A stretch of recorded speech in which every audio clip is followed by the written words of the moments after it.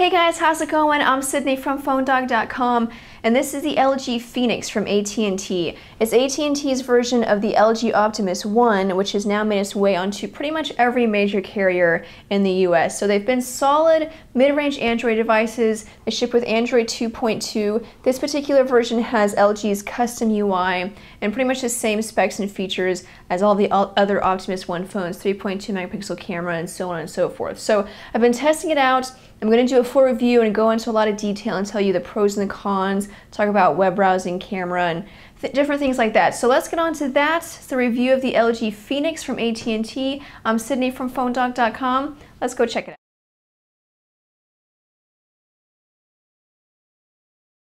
So moving on now to web browsing, this is a 3G phone. It's on AT&T's network, of course, and so speeds have been pretty good so far. They haven't been horrible. It's been typical 3G speeds, and I'll show you my speed test results in just a minute. But you see, I already have PhoneDog loaded up, so if I just refresh the page, we'll watch it load. But so far, 3G has been pretty bad. You can see the 3G arrows there at the top. The phone, the display does support multi-touch, and so you can use that for pinch to zoom.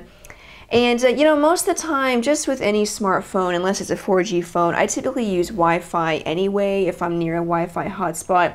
But the 3G speeds on this phone have been good enough to where it doesn't bother me if I'm not near a Wi-Fi hotspot. Which isn't something you can say for every phone. I mean, AT&T's 3G network has been pretty reliable. Of course, we all know that their network isn't perfect, but it has been pretty good. So we'll wait for the page to load, but you can see scrolling is fairly smooth and everything is still loading. Now it's done.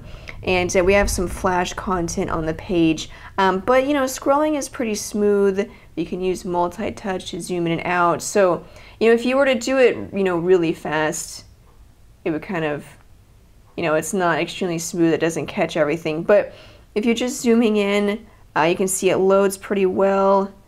And then, it takes just a second for it to render and kind of pull everything down to the new size of the display. But it does work pretty well. That processor does a pretty good job of keeping everything smooth.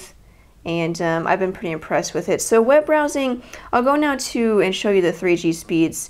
Overall, web browsing has been pretty good. So you can see, sometimes it's obviously a lot slower than it should be, but in all, it's, I'm getting 780, 900 down, and then about, 200 up. So, the upload is a little bit slower, but overall, 3G speeds have been pretty good. I've been pretty satisfied with it. I'm in Dallas, and so I'm right in the middle of a, 3G area. It's raining outside. I don't know if y'all can hear that thunder. It's kind of weird. I hope the microphone isn't picking it up. But anyway, so moving on to the camera now. I mentioned earlier it has a 3.2 megapixel camera. It does have an autofocus. One of the things that's disappointing about not having that dedicated camera button is that usually when you're in camera mode, and I'll open up the camera, when you're in camera mode and it has that autofocus, usually you do the half press to focus and then,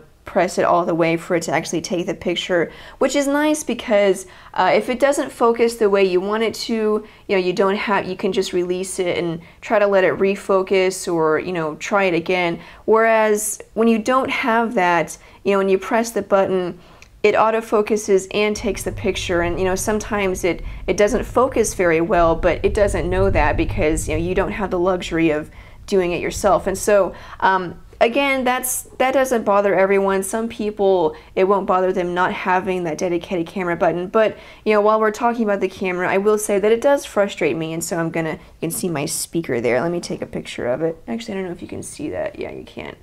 Well, anyway, I'll take a quick picture and just see what it looks like. So that's a picture of my speaker and my wall, and then the white background. And then it does also capture video, VGA video capture, not very good quality at all, very grainy, and the sound is also pretty bad too, but it does capture, 640 by 480 video.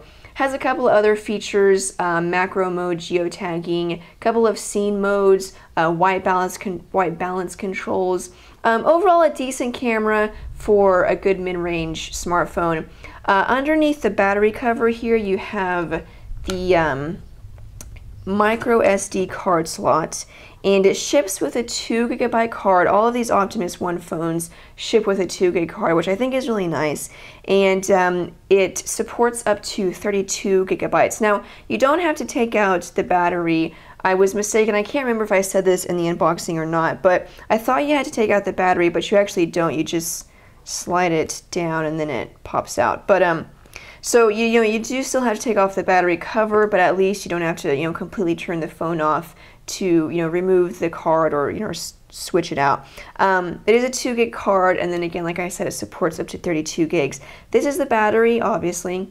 It's a 1500 milliamp hour battery. Battery life has been pretty good. I can use it with normal use, and typically I have more widgets here on the home screen, but I got rid of some of them. But typically I have more widgets here. So I'll have a couple of news widgets. I have a weather widget, maybe a battery widget or a messaging widget, and then I have notifications in the background for email, Twitter, different things like that. So using it normally and then having all of that running in the background, it typically lasts me a full day. Now, and that's starting, in the morning, and then it'll last until I go to bed. So it's not like a full day, at work. It's actually a full day.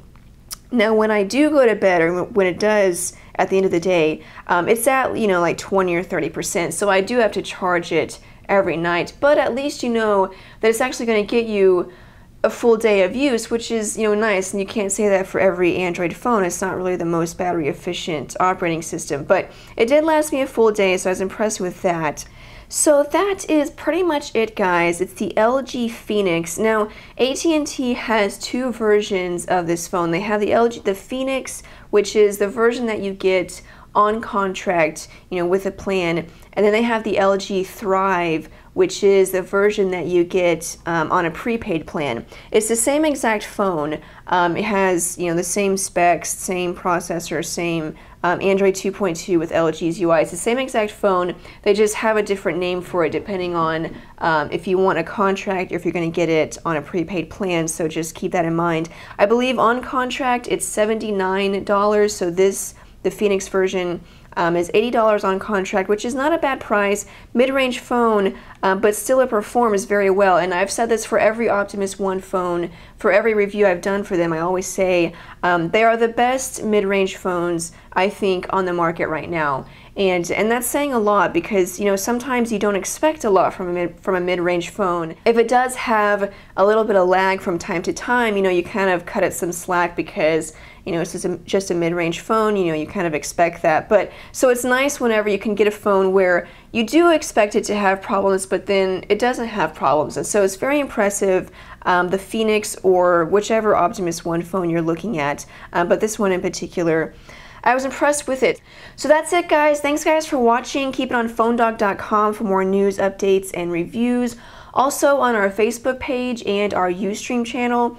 Every Friday we have Phone Dog Live, and it's a live broadcast. You're welcome to join and submit any comments. Use the chat box to have sort of a roundtable discussion. We talk about all of the latest news. We have a couple of topics for discussion every Friday, depending on what's been in the news that week, and so we'll discuss it.